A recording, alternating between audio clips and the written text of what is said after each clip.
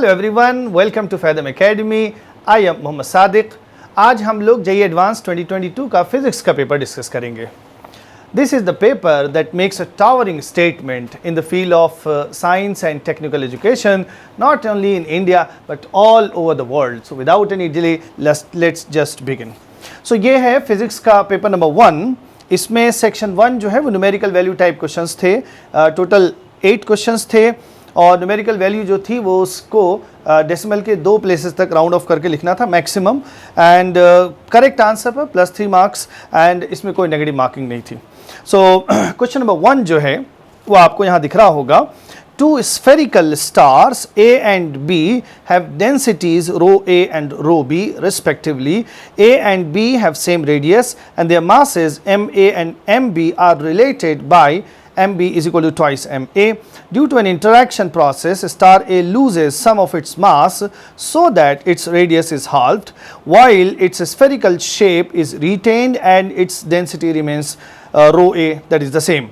The entire mass lost by A is deposited as a thick spherical shell on B with the density of the shell being the same जैसे previous density थी उतने mass की rho A.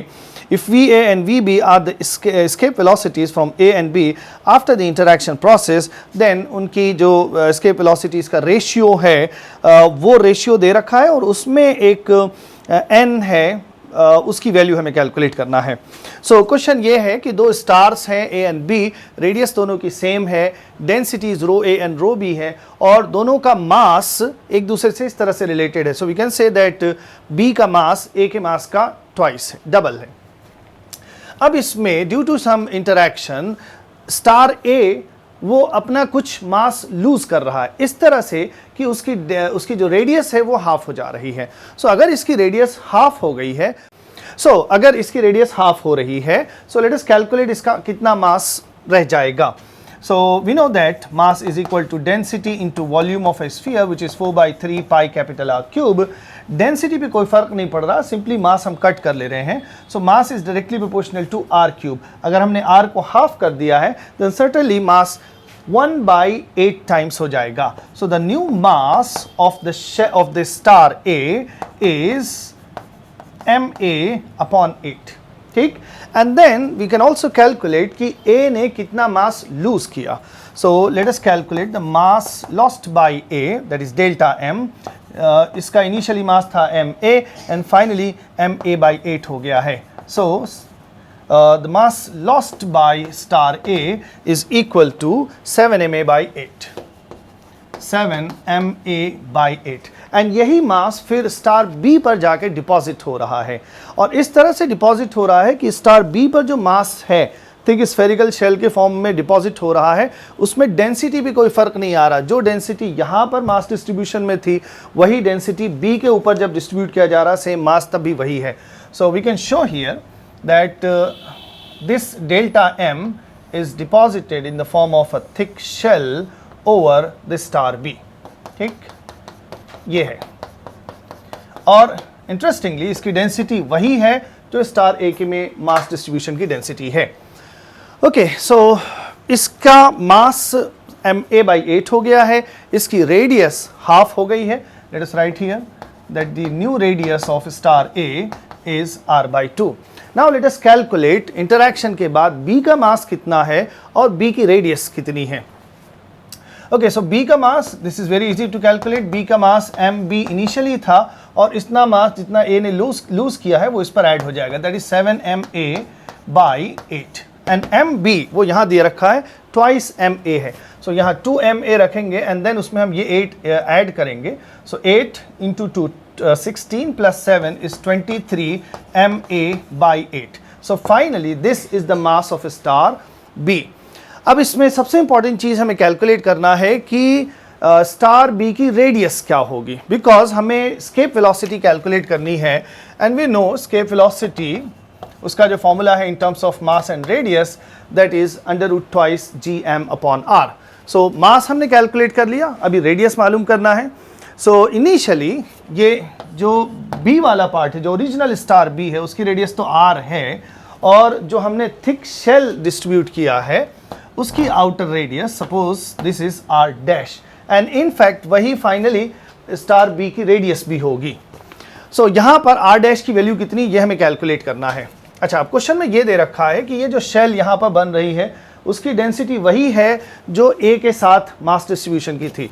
So we can write that density with A is same as density with the star B. Now यहाँ पर हम क्या लिख सकते हैं, स्टार ए का mass and volume that is 4/3 pi capital R cube, and then यहाँ पर हम क्या लिख सकते हैं, total mass, not the total mass, only this mass जो इस पर डिस्ट्रीब्यूट हुआ है, which is 7/8 ma।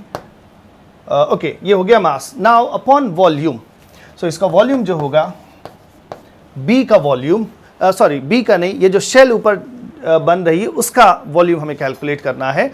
That will be written as 4/3 pi outer radius cube minus inner radius cube, that is r dash cube minus r cube। so यहाँ से क्या क्या cancel हो रहा है, ma 4/3 पाई 4/3 पाई ये कैंसिल हो गया, एंड देन इसको सिंप्लीफाई कर लेते हैं, ये 8 टाइम्स होके इधर आ जाएगा। So we can write 8 r dash cube minus 8 r cube is equal to ये इधर चला गया 7 r cube। ठीक, नाउ इसको इधर ले चले हम, so total becomes 15 r cube is 8 r dash cube. अब दोनों तरफ अगर हम क्यूब रूट ले लें, so r dash is equal to, ये 8 जो है ये 2 हो जाएगा, is equal to r cube will become r and 15 to the power 1/3 we can right.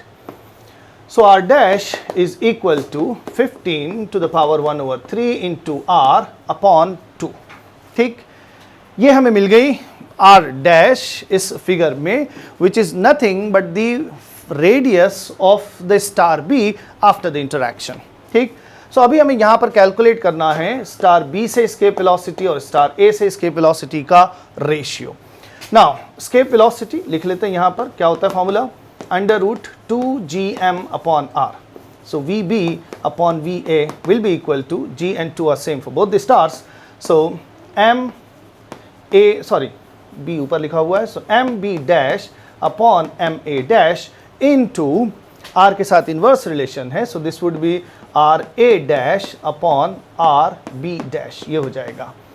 Now m b dash हमने कैलकुलेट किया, ये है value 23 ma upon 8, 23 ma upon 8, and then m a dash, this was m b dash, m a dash हमारे पास क्या है, इसका मास 1/8 times हो जा रहा है, so this is m a upon 8, यही लिख लेते हैं, and then r a dash that means r star a की रेडियस, वो पहले क्वेश्चन में दे रखा है, हाफ हो जा रही है, so this is simply r upon 2, and then by R B dash we have calculated which is 15 to the power 1/3 into r whole thing divided by 2। अब इसमें से कई सारे फैक्टर्स कैंसिल हो रहे हैं, M A 8 2 and 2 and R and और R also, ये सारी चीज़ें कैंसिल आउट हो गई। अब हमारे पास जो नंबर बच रहा है that is just 23 upon 15 to the power 1/3, and question में इसी को दे रखा है, इसको हमें कंपेयर करना है। क्वेश्चन में दे रखा है 10n over 15 to the power 1/3, ये चीज़ है। सो certainly clearly you can see 10n is equal to 23. So if 10n is equal to 23 then n is equal to 2.3. ये इस क्वेश्चन का न्यूमेरिकल आंसर है। नेक्स्ट क्वेश्चन नंबर 2 है the minimum kinetic energy needed by an alpha particle to cause the nuclear reaction। वो आपको screen पर भी दिख रही होगी, यहाँ बोर्ड पर भी लिख रखी है हमने।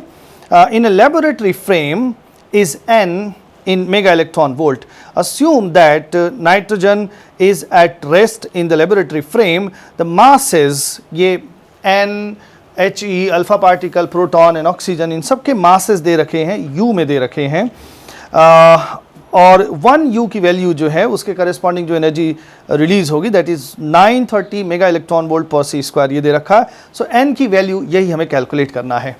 Okay, this is a nuclear reaction इसमें हम सबसे पहले मास डिफेक्ट कैलकुलेट कर लेते हैं. Let us calculate. एनर्जी की कैलकुलेशन है, so of course mass defect will be involved. Let us calculate that mass defect first. Delta M, ये हम कैसे कैलकुलेट करेंगे? Total mass of the reactants minus total mass of the product. So mass of nitrogen plus mass of helium minus mass of proton plus mass of oxygen atom. ठीक. Okay, सो अब यहाँ पर nitrogen का मास दे रखा है U में, that is 16.006 U, plus helium का मास दे रखा है 4.003 U, and minus proton is how much 1.008 and plus oxygen के लिए दे रखा है 19.003 U दे रखा है. Now इसका टोटल जो आ जाएगा वो होगा, ये 9 हो गया and 4 and 16 20 हो गया, so 20.009 minus this would become 3 and 8 11, so 1 1 and then decimal के बाद पहला place 0 and then 19 plus 1 is 20. Okay, अब यहाँ पर हमें क्या दिख रहा है कि रिएक्टेंट्स जो हैं उनका मास कम है और प्रोडक्ट का मास ज़्यादा है. दैट मीन्स यहाँ पर जो मास डिफेक्ट आ रहा है, मास डिफेक्ट की वैल्यू हम कैलकुलेट करें, सो दैट वुड बी 11 माइनस 2 0.002 और ये नेगेटिव में आ रही है. ना मास डिफेक्ट नेगेटिव में आने का मतलब कि जो Q वैल्यू है इस रिएक्शन की वो भी नेगेटिव में है. So this clearly says that the Q value of the reaction is 0. Now Q value के 0 होने का मतलब कि इस रिएक्शन में एनर्जी रिलीज नहीं हो रही है बल्कि एनर्जी एब्जॉर्ब हो रही है. तो अब ये जो Q वैल्यू में डेफिसिट आ रहा है इसको कॉम्पनसेट कौन करेगा? अब उसके लिए हमें ध्यान देना है. It is a very good question. यहाँ पर जो इंटरैक्शन हो रहा है हीलियम और नाइट्रोजन एटम के बीच में, so let us see that, let us try to understand. This is an atom and helium atom या अल्फा पार्टिकल उससे कोलाइड कर रहा है. सो ये जो अल्फा पार्टिकल है ये क्लियरली उसके अंदर एब्जॉर्ब हो जाएगा एंड देन फिर जो प्रोडक्ट बन रहा है वो एलिमेंट्स उससे अलग हो जाएंगे. Okay, so if the alpha particle is absorbed by an atom, then this is clearly a completely inelastic collision. Okay, then in completely inelastic collision, some of the kinetic energy is lost. So यही जो kinetic energy इस completely inelastic collision में lose होगी, वही Q value of the reaction को compensate करेगी. ठीक. सो अब आगे की कैलकुलेशन हमें कैसे करनी है? We will have to find the loss in kinetic energy and then उसी को Q वैल्यू से हम इक्वेट करा देंगे. So first of all let us calculate the Q value, that is जो भी नेगेटिव में ही है. So Q value is 0.002 U and then उसके करस्पॉन्डिंग जो एनर्जी रिलीज होगी उसके लिए हम इस नंबर को क्वेश्चन में भी दे रखा है 930 से मल्टीप्लाई करेंगे. सो इसको अगर हम 930 से मल्टीप्लाई करें, that becomes 2 into 3 6 and 2 9 18, so that becomes I think yes 1.86 mega electron volt. ठीक, इतना डेफिसिट है इस रिएक्शन में एनर्जी का. that will be compensated by the energy lost, the kinetic energy lost in completely inelastic collision. So अगर हमें formula याद हो, so we can directly write that the loss in kinetic energy in completely inelastic collision is given by half m1 m2 upon m1 plus m2 into u1 minus u2 whole square. अगर दोनों एक ही direction में है. अब उसमें question में ये दे रखा है कि ये वाला एटम लेबोरेटरी फ्रेम में रेस्ट पर है, सो सिर्फ यहाँ पर जो अल्फा पार्टिकल है उसकी स्पीड आ जाएगी. अब इसमें से इफ़ हम 1 जो है अल्फा पार्टिकल के लिए अगर लें तो इतना पार्ट जो है ये अल्फा पार्टिकल की काइनेटिक एनर्जी हो जाएगी, half m and then u square. ठीक, बाकी जो चीज़ें हमारे पास बच रही हैं m2 upon m1 plus m2, इसको हम कैलकुलेट कर लेते हैं. k अल्फ़ा m2 ये नाइट्रोजन एटम जो है उसका मास है. अब इसमें क्वेश्चन में ये दे रखा है, इसमें 16 न्यूक्लियॉन्स हैं. सो रफली सारे न्यूक्लियॉन्स का मास हम सेम लेंगे यहाँ पर. सो 16 न्यूक्लियॉन्स का मतलब 16m एंड उसके बाद m1 अल्फ़ा पार्टिकल उसमें वी नो 4 न्यूक्लियॉन्स होते हैं, प्लस अगेन नाइट्रोजन एटम उसमें फिर से 16 न्यूक्लियॉन्स होंगे. So this is the final value bracket में जो आएगी वो 16m/20m आएगी. mm कैंसिल कर दे तो 16/20 इज़ 4/5. ठीक. सो the energy lost in the complete inelastic collision is 4/5 times the kinetic energy of the alpha particle.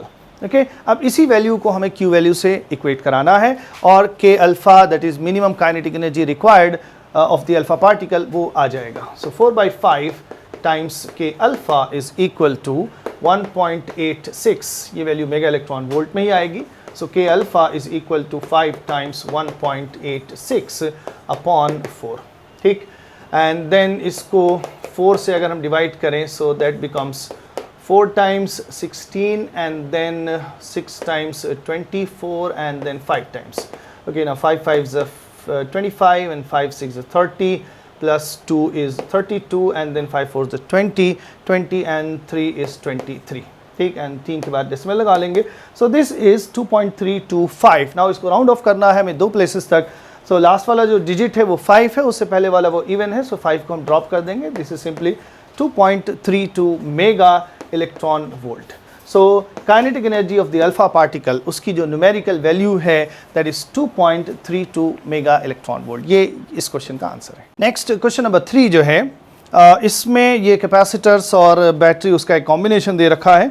वो आपको स्क्रीन पर भी दिख रहा होगा, बोर्ड पर भी है, जिसमें भी वेरी एस्टॉनिशिंग फॉर यू कि इस तरह के भी क्वेश्चंस आते हैं. सॉल्व करने पर काफ़ी इजी है बट एक आध दो क्वेश्चंस एडवांस में इस तरह के भी पूछे जाते हैं.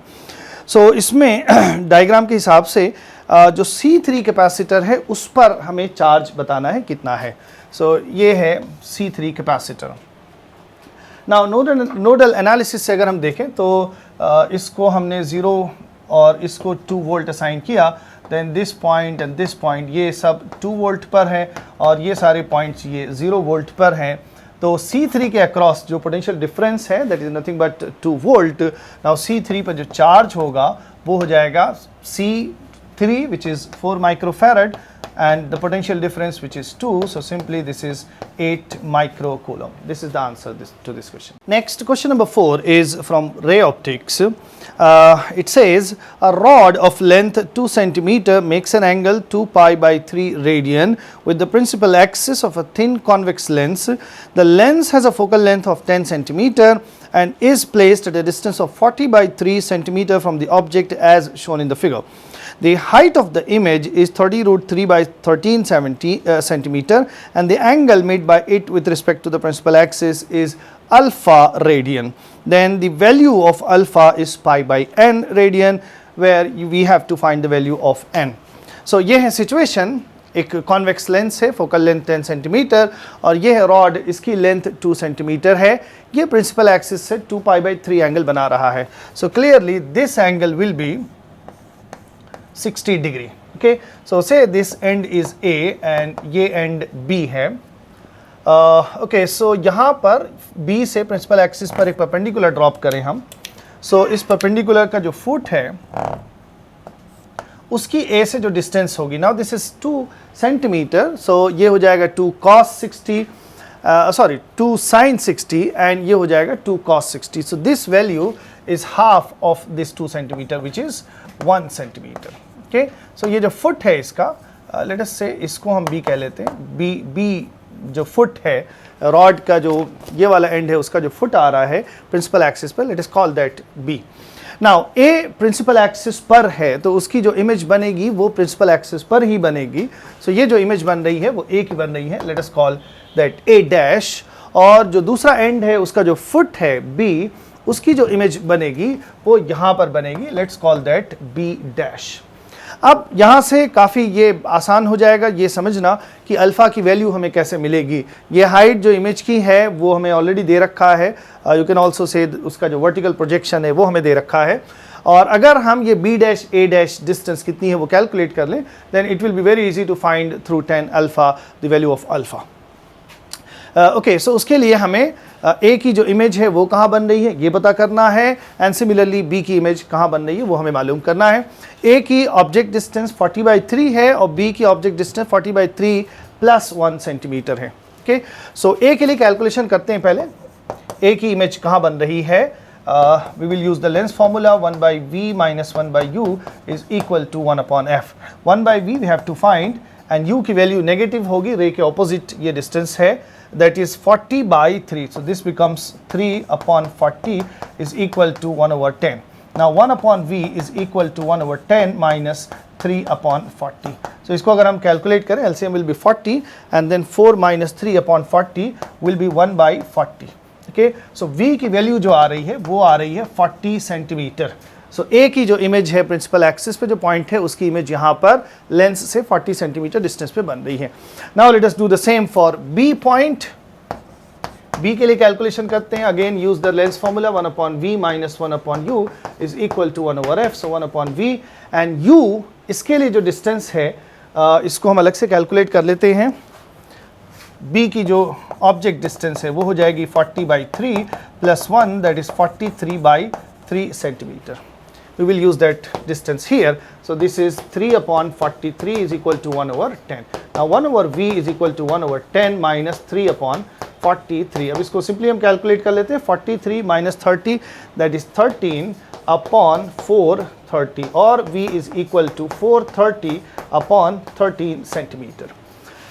अब ये प्रॉब्लम हमारे लिए बहुत आसान हो गई. ये b की डिस्टेंस आ गई है. b की डिस्टेंस ये जो ऑप्टिकल सेंटर है वहाँ से. So clearly a dash b dash जो डिस्टेंस होगी that will be a की distance which is 40 centimeter minus b की distance which is 430 by 13 centimeter. Now let us calculate this. This would become 13 into 4, 52. So this is 520 minus 430 upon 13, and this is 90 upon 13 centimeter. ठीक. सो ये जो distance यहाँ पर है ये हमें मिल गई है. अब हमें अल्फ़ा की वैल्यू कैलकुलेट करना है. Now it is very easy. We clearly बिल्कुल दिख रहा है. We can find tan alpha that would be perpendicular which is 30 root 3 upon 13 divided by the base of the triangle which is 90 upon 13. So ये यहाँ से cancel हो गया, यहाँ 3 टाइम्स जाएगा. Root 3 upon 3 is nothing but 1 over root 3. Tan alpha is 1 over root 3. That means alpha is equal to pi by 6. And question में कह रहे हैं कि this is equal to pi over n. So clearly n is equal to 6. ये है इस question का answer. Next question number 5. ये रोटेशनल मोशन और प्रोजेक्टाइल मोशन उसका कॉम्बिनेशन है, which is in fact a typical style of ITJ advanced paper. So the question says at t is equal to 0 a disk of radius 1 meter. ये disc है, इसकी radius 1 metre है. Starts to roll without slipping on a horizontal plane with an angular acceleration alpha is equal to 2 by 3 radian per second square. A small stone is stuck to the disk. At t is equal to 0, it is at the contact point of the disk and the plane. Later, at time t is equal to under root pi second, the stone detaches itself and flies off tangentially from the disk. The maximum height in meter reached by the stone measured from the plane is half plus x upon 10. Then the value of x, g की value हमें 10 use करना है. तो ये disc है और ये pure rolling का केस है, और जब मोशन स्टार्ट हो रही है यहाँ पर जो इसका एंगुलर एक्सेलरेशन है वो हमें दे रखा है 2 by 3 रेडियन पर सेकेंड स्क्वायर, ये दे रखा है. And initial velocity we will assume 0 है यहाँ पर. सो जिस टाइम पर रोटेशन स्टार्ट हो रहा है एक स्मॉल स्टोन यहाँ पर जो कॉन्टेक्ट पॉइंट है वहाँ पर वो डिस्क के साथ अटैच है, and then after time t is equal to under root pi second वो अलग हो जा रहा है डिस्क से और टेंजेंशियली मूव कर जा रहा है. सो अब हमें यहाँ पर अब डिस्क इतने टाइम में कुछ एंगल रोटेट कर जाएगी. अब वो टेंजेंशियली वहाँ से अगर मूव करेगा डिस्क से अलग होकर तो ऑफ कोर्स वो प्रोजेक्टाइल मोशन का केस हो जाएगा.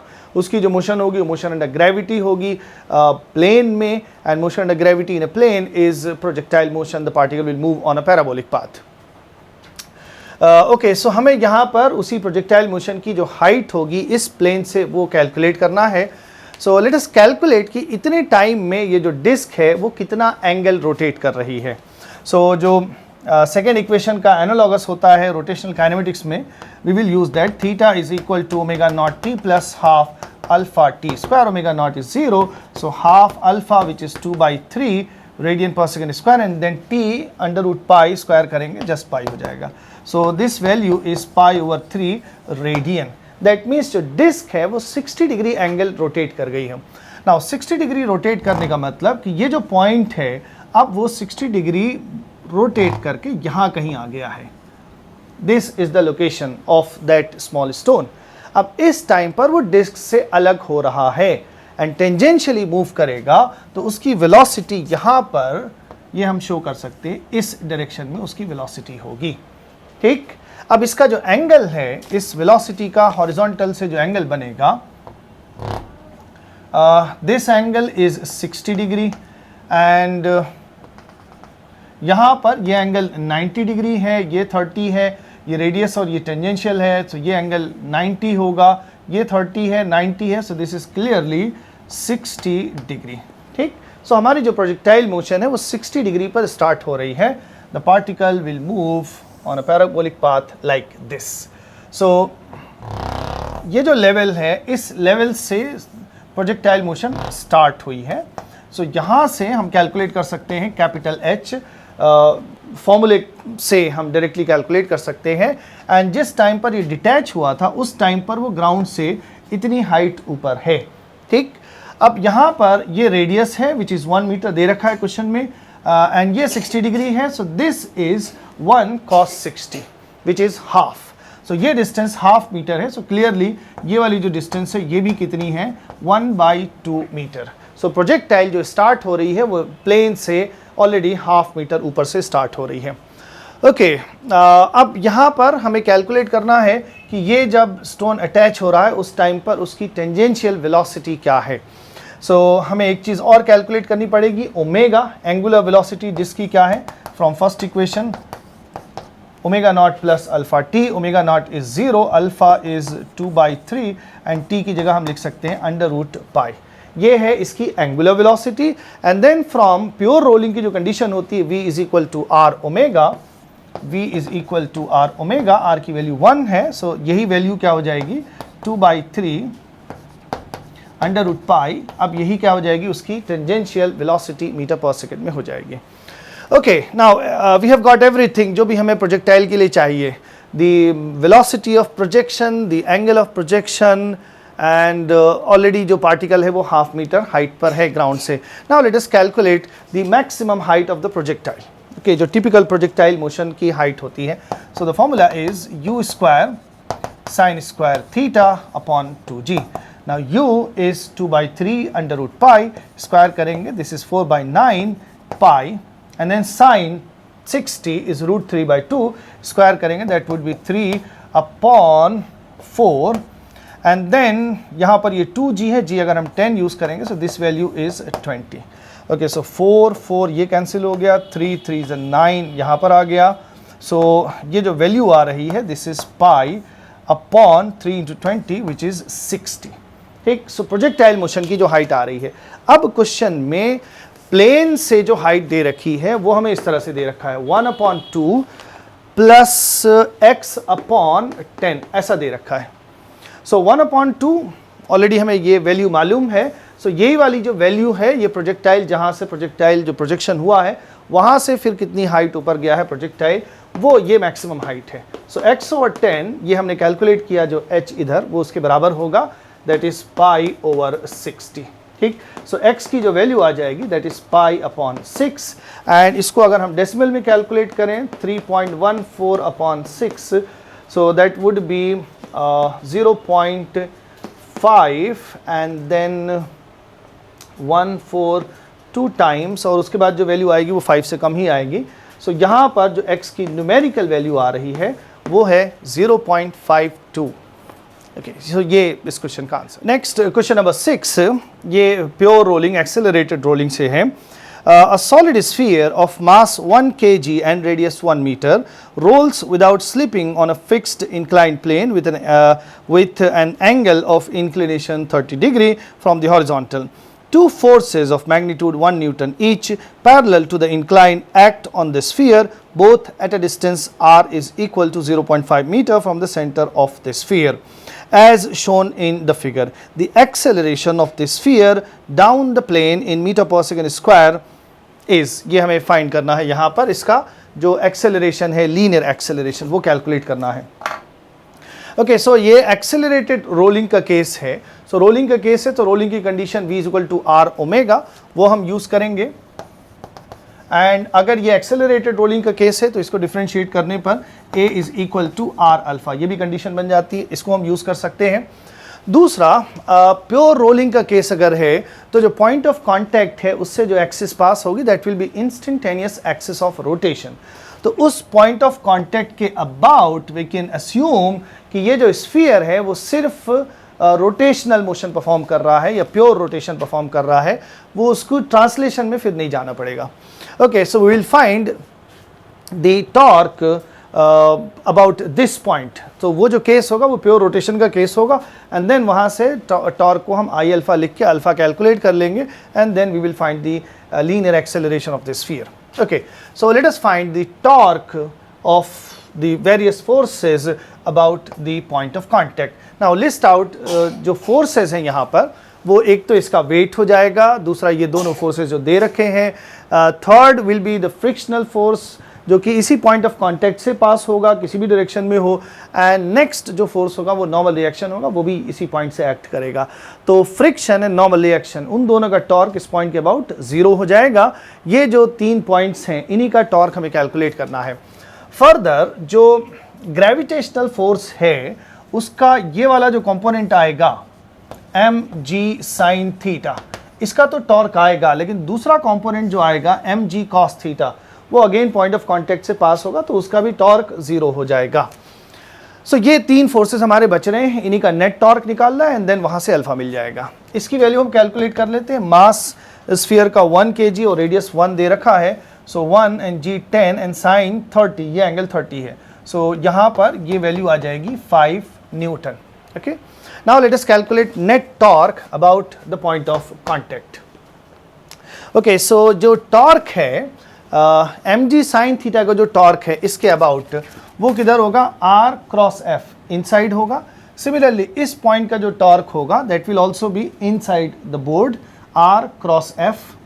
एंड देन ये वाला जो फोर्स है उसके लिए ये r है, r एंड फोर्स इस डायरेक्शन में, सो r क्रॉस f वो आउट ऑफ द बोर्ड है. So net torque will be inside minus outside. Inside में इस फोर्स का टॉर्क हो जाएगा फोर्स और ये जो परपेंडिकुलर डिस्टेंस है which is 1 meter, so just 5. And then इस फोर्स का जो टॉर्क हो जाएगा उसकी लाइन ऑफ एक्शन की परपेंडिकुलर डिस्टेंस रेडियस की हाफ है, that is 0.5. Okay, so plus वो उसी डायरेक्शन में है जिधर mg है, mg sin थीटा का है.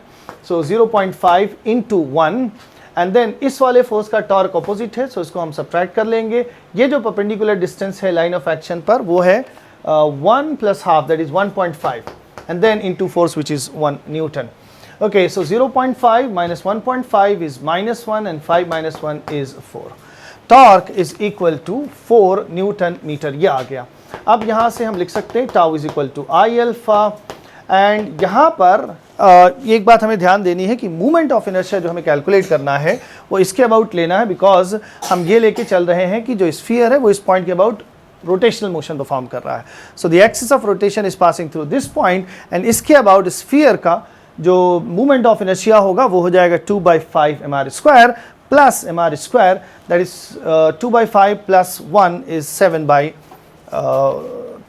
Let us right here 2/5 mr² plus mr², okay, into alpha. So this becomes 7/5 mr² into alpha. Now 7/5, m is 1, r is also 1, so just alpha बचेगा यहाँ पर which is equal to 4. So alpha की value जो आ रही है that is equal to 20/7. ये है radian पर second square. And then we can use this relation for pure rolling. A is equal to r alpha, so A is equal to r alpha, r is the radius which is 1, so this is numerically equal to the alpha. 20/7 and decimal में हम इसको calculate करें, so ये हो जाएगा 7 2s are 14, so 2 point and then 6, so 8 times and then 7 times, no 5 times, 2.85 and then again 7 times. ठीक, सो ये जो वैल्यू आएगी वो आ जाएगी 2.86 एंड एक्सेलरेशन मीटर पर सेकेंड स्क्वायर। ये इस क्वेश्चन का आंसर है। सो इस सेगमेंट में यहीं तक। अब इसके बाकी बचे हुए जो क्वेश्चंस हैं, अभी सेक्शन 1 में ही 2 क्वेश्चन और है, और फिर आगे जो दूसरे दो सेक्शंस हैं इस पेपर में एंड देन पेपर 2 के, वो हम आपके साथ नेक्स्ट वीडियो में डिस्कस करेंगे। Thank you so much, see you next time.